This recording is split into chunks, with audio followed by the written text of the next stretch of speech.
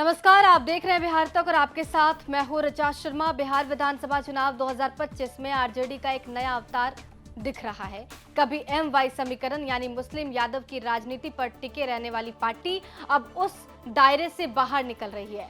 तेजस्वी यादव की नजर अब सवर्ण वोट बैंक पर है। कभी जिन भूमिहारों से अदावत थी, अब वही समुदाय आरजेडी के नए मिशन का केंद्र बन गए हैं। चर्चा है कि इस बार पार्टी 10 भूमिहार उम्मीदवारों को टिकट दे सकती है।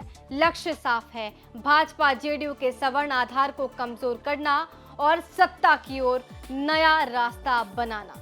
पटना के सियासी गलियारों में इन दिनों एक ही चर्चा है, आरजेडी का नया चेहरा और नई चाल। कभी भूरा बाल साफ करो की राजनीति करने वाली पार्टी अब उसी समाज की ओर मुस्कुरा रही है जिससे कभी कटुता थी। विधानसभा चुनाव की आहट के बीच लालू यादव और तेजस्वी यादव ने जातीय गणित को फिर से सहेजने की कोशिश शुरू कर दी और इस बार दाव है भूमिहार समाज।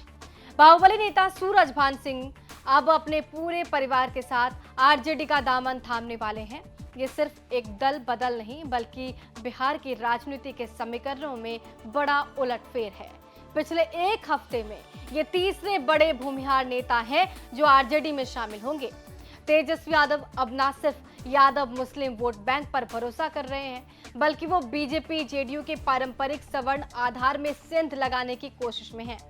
सवाल ये उठ रहे हैं कि क्या तेजस्वी सवर्ण कार्ड खेलकर मुख्यमंत्री की कुर्सी तक का रास्ता तय करना चाहते हैं। कुछ दिन पहले जब नवादा के दबंग अशोक महतो ने आनंद मोहन के बयान पर कहा था कि जनता इस बार भी भूरा बाल साफ कर देगी, तो आरजेडी ने साफ संकेत दिया कि ऐसे विचार अब पार्टी में जगह नहीं पाएंगे।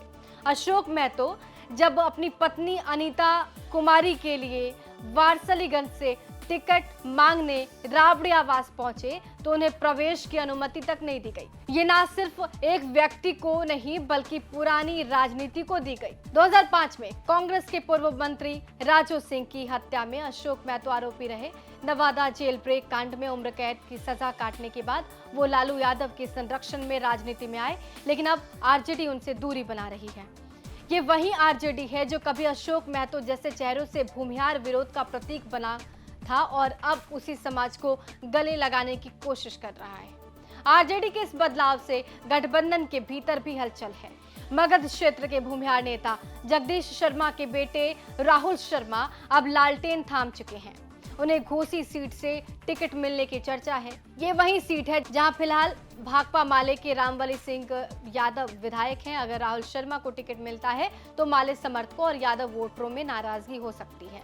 बावजूद इसके आरजेडी ने जोखिम उठाने का मन बना लिया क्योंकि अब लक्ष्य है भूमिहारों की पकड़ को मजबूत करना। बेगूसराय की मटिहानी का भी जिक्र कर लेते हैं। मटिहानी सीट से पूर्व विधायक बोगो सिंह, परबत्ता के विधायक डॉक्टर संजीव, अब सूरजभान सिंह, तीनों भूमिहार चेहरे अब आरजेडी के खेमे में हैं। सूरजभान सिंह का आरजेडी में आना सिर्फ एक ज्वाइनिंग नहीं बल्कि पटना, बेगूसराय, मुंगेर और आसपास के जिलों के जातीय समीकरणों को पूरी तरह से बदलने वाला कदम है। उनके साथ पत्नी वीणा देवी और भाई चंदन कुमार भी आरजेडी में शामिल हो सकते हैं। तेजस्वी यादव की ये रणनीति साफ है कि आरजेडी को भूमिहारों के लिए अनुकूल पार्टी बनाना। लालगंज, केसरिया, गोविंदगंज और लखीसराय जैसी सीटों से भी भूमिहार प्रत्याशियों को टिकट देने की चर्चा हो रही है। तो अब तेजस्वी यादव ने ये बड़ा कार्ड चल दिया है। अब देखना होगा कि इसका फायदा महागठबंधन को चुनाव में कितना होता है। बहरहाल आपको क्या लगता है, क्या ये भूमिहार तेजस्वी यादव को जीत दिलाने में बड़ा योगदान दे सकते हैं? कमेंट बॉक्स में जरूर लिखिएगा। बने रहिए हमारे साथ और देखते रहिए बिहार तक।